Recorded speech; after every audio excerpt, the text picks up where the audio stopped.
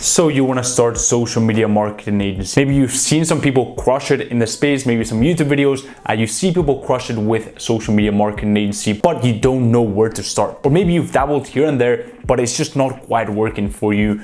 Well, my friend, you are in for a ride. Welcome back to a brand new video, guys. In this video, what I'm going to be sharing with you is the SMMA checklist. This is going to be a 4-step video in which I'm going to share the 4 essential things that you need to have in place to start your social media marketing agency and crush it in 2020 with SMMA. So without further ado, let's get right into it. The first thing that you want to do is you want to pick an in-demand online service, right? It's very important that you have the in-demand and the online service. It can't just be an in-demand service because we want it to be online. Why? So that we can harness the power of the internet to allow us to work completely remote from anywhere in the world. And the other essential bit is the in-demand part. So we want to pick a service that is in high demand right now, that business owners are craving right now. And the reason why that is because it's honestly going to make the sale much easier when you can show them competitors that are currently implementing Facebook ads or just incredible content creation, and it's just going to make the sale much easier because they know that it's something that they don't quite have in place right now, and they see competitors rising up literally on the back of,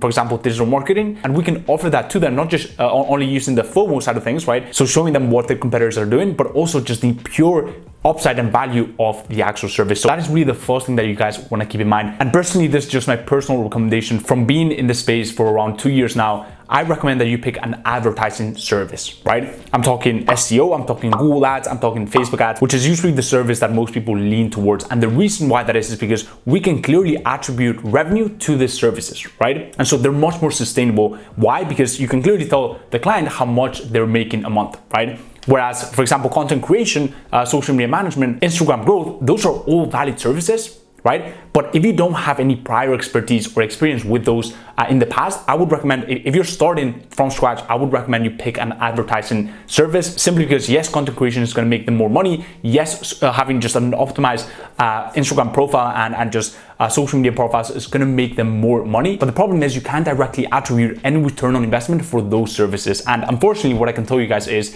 in times of crisis, just like these ones, the first things that go are the things that are not generating money, right? They're more kind of convenience. They're actually services that technically they could do in-house, but it's just honestly comfortable for them to get it off the table and handled by someone else. But in times of crisis, obviously people think differently.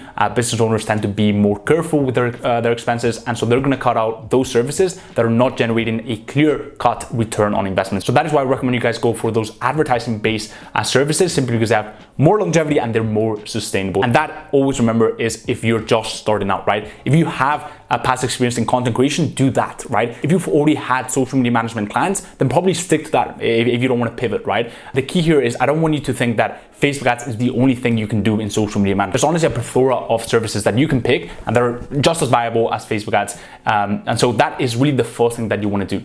The second thing you want to do is you want to pick a niche. Who is the cluster of people? Who is the cohort of people that you are going to be helping, right? What problem are you solving for them? What problem do they have in common? What problem do they share? This part is actually very, very important. And I often say that it's much more important to know a lot about your niche than a lot about your service, right? Yes, you should understand how the service works and the benefits that it brings to the niche, but what's going to give you a big edge over other agencies is being able to speak their language. That is really what's going to give you the biggest edge when you can frame it in a way that it actually solves a problem that they all share in common. Let's just say that you're doing a very unsexy niche like plumbers, right? What is the problem that most plumbers face when it comes to generating leads, right? So if they can see that you know what problems they face, right? And that you also understand the business model, how they operate, etc., then you're gonna have a much better chance of signing them because they know you understand their niche like they do, right? And so that's really what creates a lot of rapport.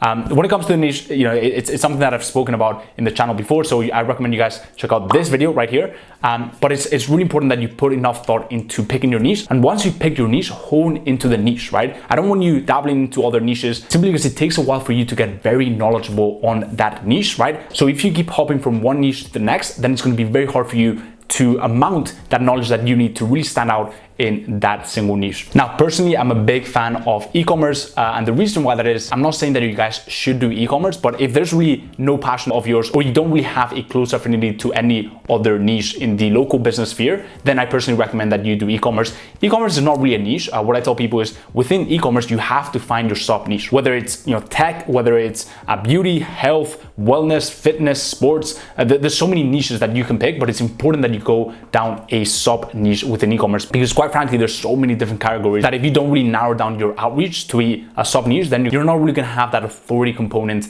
and you're not going to master one single niche. So e-commerce is not really a niche, but the reason why I love e-commerce is simply because, number one, it has longevity and it's on the rise. Obviously, at this point in 2020, e-commerce is like, a very, very normal thing for us. But I truly believe that even the situation right now, forcing shoppers to go online even more, I think that's, I think e-commerce is going to be even more vital, and it's going to have even more presence going forward. And quite frankly, a lot of the physical shopping is going to transition into e-commerce more and more very, very shortly. And so that's really the first reason why I love e-commerce. The second thing, honestly, I found that it is much easier for them to understand the value of digital marketing, to understand the value of something like Facebook ads. Why? Because the whole nature of their service is online, right? And so to generate sales online, they don't have that many options. Pretty much online advertising, like for example, Facebook ads is the main source of traffic for a lot of e-commerce companies, right? So they don't really have that many options. And also they're in the space already, so they're much more knowledgeable when it comes to online advertising. And honestly, I found that it's just much easier to get them over that first hurdle of,